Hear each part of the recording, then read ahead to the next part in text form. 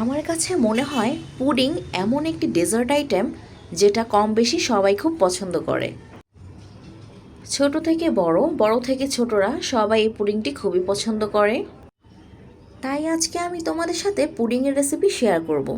Pudding তো কম বেশি সবাই বানাতে পারো, কিন্তু আমি আজকে যেভাবে পুডিং বানালাম সেই রেসিপিটি তোমাদের সাথে শেয়ার করব। হ্যালো, আসসালামু আলাইকুম everyone, welcome to my another blog. প্রথমে আমি 1 লিটারের মতো দুধ নিয়েছি আর নিয়েছিলাম কনডেন্স মিল্ক। তোমরা চাইলে কনডেন্স মিল্ক ব্যবহার করতে পারো, না করতে চাইলে সমস্যা নেই, তবে কনডেন্স মিল্ক ব্যবহার করলে পুডিংটা ভালো হবে। এখন আমি একটা বাটি নিয়ে নিলাম, এখানে আমি 6টা ডিম নিয়ে নিব। আমি আজকে 6টা ডিম নিয়েছি, তোমরা চাইলে 8টা ডিম নিতে পারো। 8টা ডিম নিলেই খুব ভালো হয়, যেহেতু আমি আজকে প্রথমবারের মতো পুডিং বানাবো তাই আমি 6টা ডিম নিয়েছিলাম। এই পর্যায়ে আমি সব ডিমগুলোকে এক এক করে ভেঙে নিয়েছিলাম। পুডিংটা আমি এর আগে কখনো বানাইনি, আজকে ফার্স্ট টাইম বানিয়েছিলাম, তাই একটু টেনশনও হচ্ছিল যে কেমন না কেমন হয়। পরে না, আলহামদুলিল্লাহ যতটুকু হয়েছে ভালোই হয়েছিল, মানে ফার্স্ট টাইম অনুযায়ী ভালো হয়েছিল, তাই তোমাদের সাথে আজকে শেয়ার করলাম রেসিপিটি।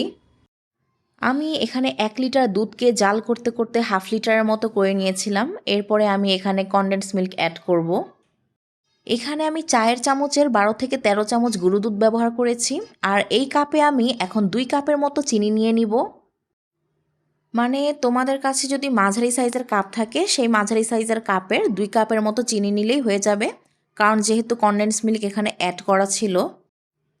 এরপরে ভেঙে রাখা ডিমগুলো লিকুইড দুধের সাথে আমি এখন মিশিয়ে দিব। ডিমগুলো দেয়া হয়ে গেলে এরপরে আমি এখানে অ্যাড করব চিনি। চিনিগুলো প্রথমে আমি সব দেইনি, অর্ধেক দিয়েছিলাম আর কিছুটা রেখে দিয়েছিলাম। পরে টেস্ট করে দেখেছিলাম যে না, চিনি আর একটু লাগবে, তাই পুরোটাই দিয়ে দিয়েছিলাম। এখন আমি একটা ডাল ঘুটনির সাহায্যে ভালো মতো ডিম আর চিনির মিশ্রণটাকে মিশিয়ে নিচ্ছিলাম। আর এখানে একটা পাত্রে আমি চিনি নিয়েছিলাম কিছুটা ক্যারামেল করার জন্য, কারণ এই পাত্রেই আমি আজকে পুডিংটা তৈরি করব। দুধ আর ডিমের মিশ্রণটা আমি এই পাত্রে ঢেলে দেওয়ার পরে এখানে একটা ননস্টিকের হাঁড়ি কিছুটা পানি দিয়ে বসিয়ে দিয়েছিলাম।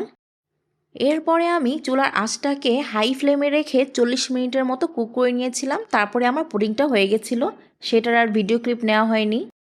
এই তো বন্ধুরা, তোমরা দেখতেই পাচ্ছ আমার পুডিংয়ের ফাইনাল লুক। তোমাদের কাছে রেসিপিটি কেমন লাগলো অবশ্যই কমেন্ট করে জানাবে। Bye bye.